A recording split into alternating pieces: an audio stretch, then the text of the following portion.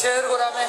share li godhaame dibiya sajjat satlamne hedduta kamida mujra jechu ne jira baadi to baadi o amni kenna dibe rak kahe kenne akara tabitane argani kulo argani kan akara te amni kenni ha kana puje amni kenna bitani o araka de demi demi nufta